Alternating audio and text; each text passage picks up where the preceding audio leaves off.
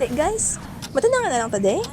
Ano to guys? Question How did Nolly, Elfili, or both spark the Philippine Revolution? But we shouldn't directly answer it. And we also should not give the actual answer. Ang hirap naman nun. Ano ba yung answer? Tumatak sa isip ng mga Pilipino na lumaban dahil sa libro ni Rizal? But how can we show it in the film? Paano nga ba napasiklab ng Noli Me Tangere at El Filibusterismo ang revolusyon?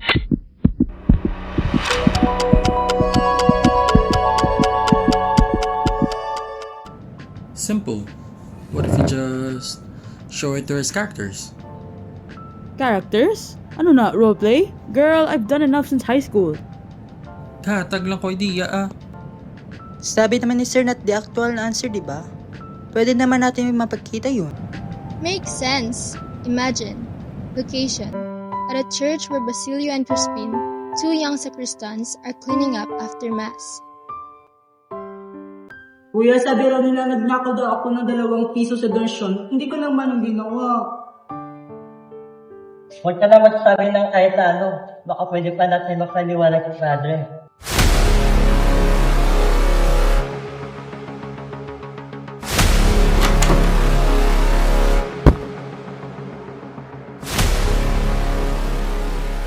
Deja alla más ven aquí. Debemos hablar con él. Ngunit padre, ¡Deja! huwag kang mag-alala. Babalikan ka ni Kuya.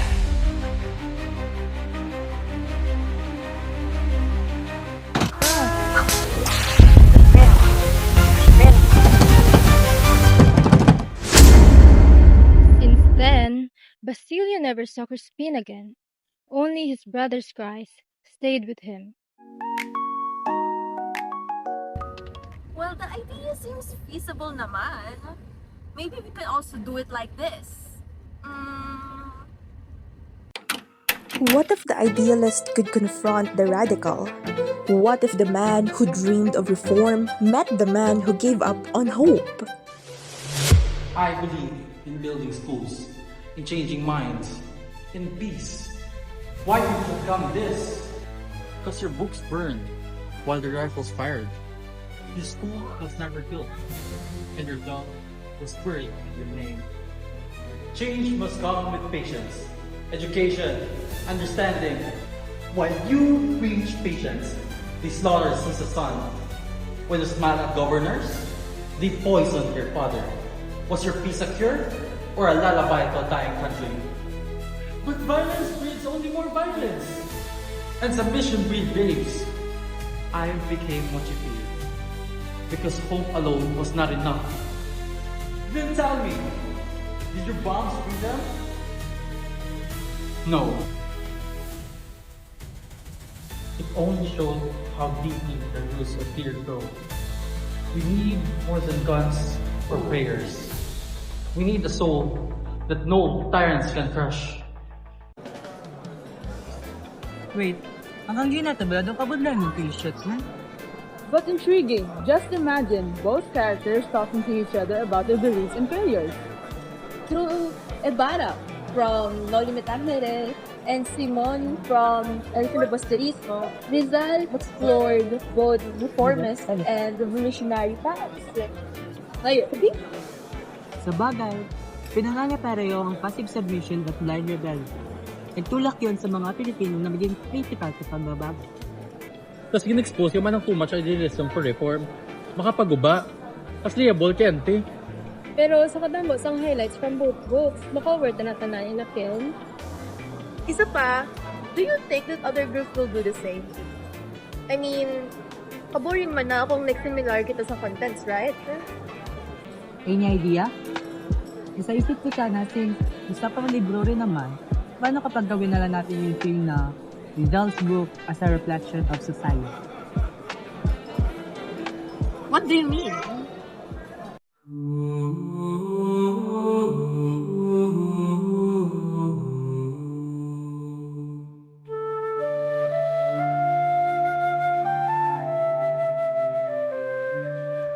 El gobierno, la iglesia, todos condenan al que piensa diferente. Tulad ng kung paano nila ikinulong ang aking kapatid, na tumanggi sa paghalik sa kami ng praile. Ganon din ang ginawa nila sa bayan namin. Binugbog nilang isang batang lalaki dahil sa pagsasalita ng Bisaya habang nagmimisa.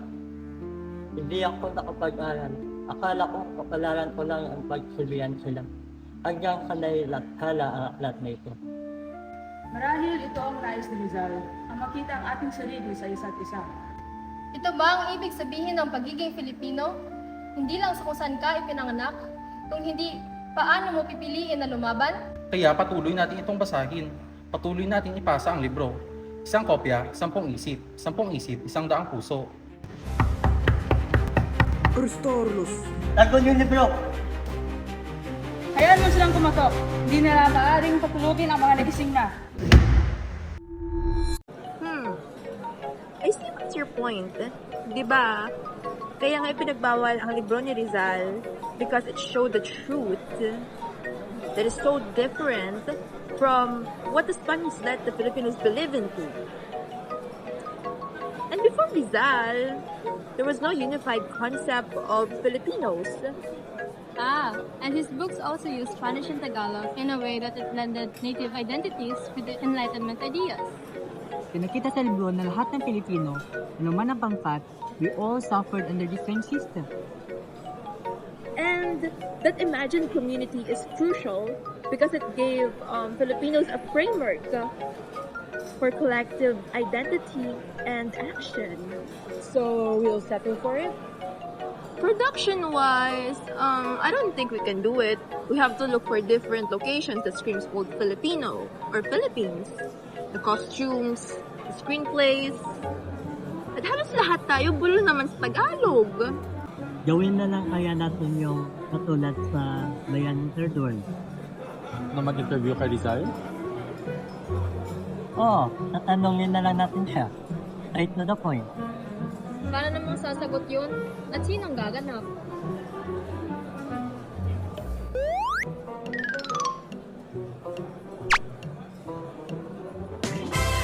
Huh? Dr. Rizal, your novels Mali Mitangre and El Composerismo have been bugged, smuggled, here, and yet read in secret across the country. Some say they started a revolution. Did you intend that? I intended the truth. If truth causes revolution, then the fault lies not in the book, but in the world it reveals. What truth were you revealing? That we are not Spaniards.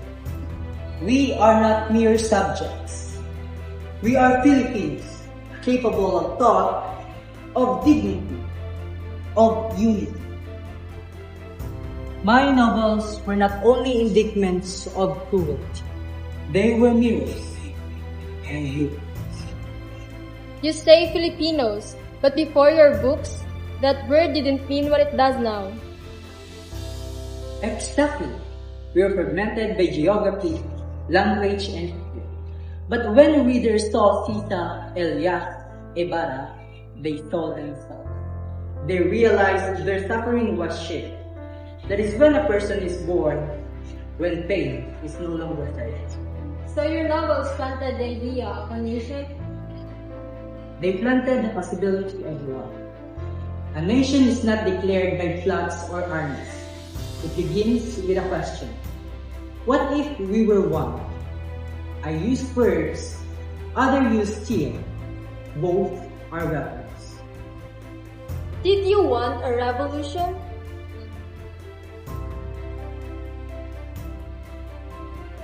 I wanted reform. I hoped the reason could change the system. But when reason is silenced, fire answers. Ibarra became Simon because the world left him no choice. My books were warnings, and perhaps inevitability.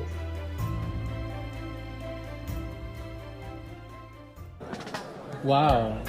That's deep. Pero ba't siya nag-English? Dude, I don't have the guts to write a script hindi for Tagalog for him. I've been speaking English naman, so yeah, it's good. Guys, it's getting late. Pero naman di. Hindi ko na ba lahat? I'll just share my other idea na lang ah. While I was walking kanina kasi, naisip ko, what if we'll just create an animation? We can. Why? Just imagine Rizal in a musical.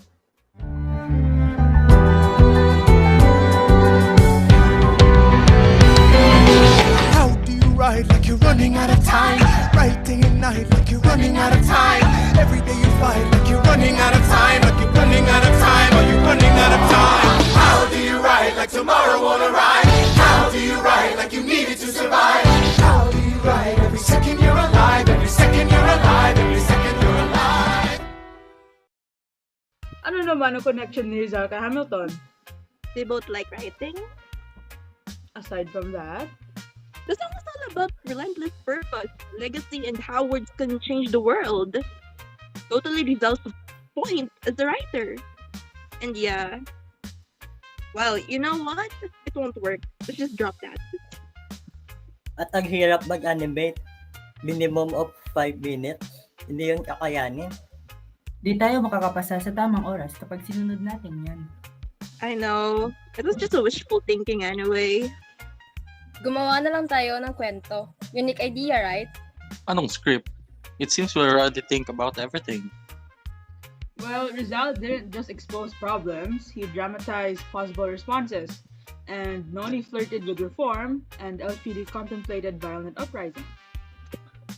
Unlike political pamphlets or direct calls for rebellion, which were easily censored, he wrote novels that could travel and circulate as art. So what if we make a what-if scenario where the book doesn't exist? Oh, they weren't just books. They were tools of political education. So kung wala ang mga libro niya, Pero may iba pa rin naman tayong mga bayani Hindi lang sa Rizal. Kaso, si Rizal yung dahilan kung bakit nagkaroon tayo ng pagkakakilanlan. We pinpoint who is the real enemy. He gave us awareness. Kung wala ang mga libro niya, Wala ring Pilipinas. I mean, meron naman. But that's not what I mean. It's like this. Rizal never existed. There are no Spaniards, no Philippines. Just a world where people blindly follow orders. In a quiet town nestled by the sun, every morning the people lined up. Silence prevailed. As soldiers controlled them with fear, they worked, prayed, slept, and repeated everything. No one asked why, because why was forbidden. There were no names, only numbers. 1 for soldier, 2 for workers. No nations, only system. The setting screams more budget in editing. We don't have any location without people. Just listen first. Then one day, the rhythm broke. In the center of a plaza, a mirror appeared. Below it, a note was written. Wait, there's no script? Isn't this simple and way better? We just need to act with our actions. No one knew who placed it. The officials declared it a glitch, a violation. But they did not remove it. Maybe they also feared their own reflection. At first, people walked past it. But curiosity, a thing long buried, stirred. Workers were stricken to the mirror, not because of what they saw, but because of what they felt. A worker asked, "Why do we always bow?" There was a flicker of memory, a part of self. Once, a soldier also saw his reflection. He then turned his weapon and left. This glitch grew. Someone inquired, who gave the orders? Another asked, what makes them right? Then, one said, what if we disobeyed? Questions bloomed like cracks on concrete. The reflection had already taken root. They remembered pain they had buried. People began giving themselves names, and they desired for freedom. They saw each other truly for the first time, and just like that, order began to tremble. The world didn't erupt in flames. It shifted in silence like wind rustling. No one knew who left the mirror. or if it was even a person, or maybe just an idea waiting to be seen. But everyone remembered its words. So, what's that? A silent film? Tama bang pagkaintindi ko? Yung mirror, yun ang reality nila. They're caged na system and they just blindly follow it. So, they represent Filipinos before? Yes! The one controlling them are the Spaniards, the system. And that external force who faced the mirror is Rizal. He is writing his books not as declarations of war, but provocations of self-awareness. So the mirror is his books? I like the idea. It's like we are using the method of show, not tell. Yes, and since we're given the question of how Rizal's book ignited the revolution, we can say that the story serves as a representation of the past. Sabi nga ni Sir, not the actual answer. So in a way, napakita rin natin yun. So, katalyas yung libro ni Rizal? Exactly. Noli and Elfili didn't just inspire rebellion. They rewired how Filipinos understand power, identity, and justice. Kapag ang tao ay natutong makakita, hindi na sila magiging sunod-sunuran, right? So, we'll settle for this flat? Yeah, I guess. We'll just add more insights along the process. Perhaps this concludes our brainstorming session. Nagabihan na ta. Yeah, kapoy na ako manumdum. Ito mangi ako, Sir Kanay.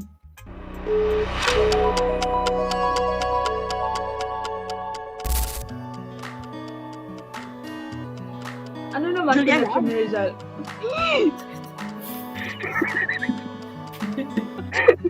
Okay.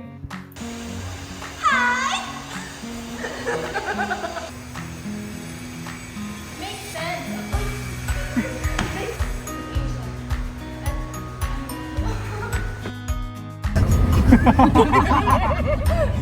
Dali lang nga ako sa padre doon. Yes! Ay, hindi na akong dilis. Ano kaya? Ano kaya? Gisa ka? Go! Rodrigo.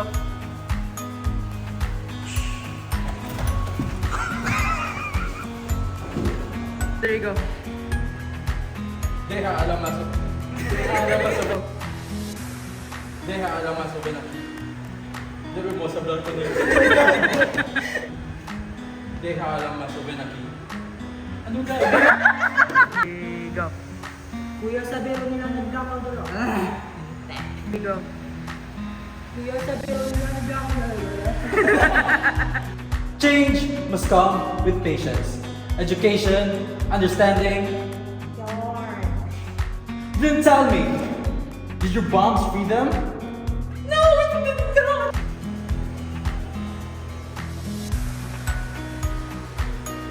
Go! We are Philippines. People capable of love. Kaya patuloy natin pasa ang libro. Pasa ang libro! At kala ang aklat na ito.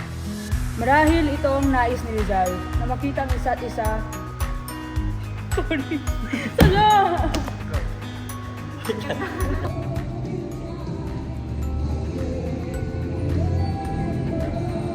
Ano ni Dayo?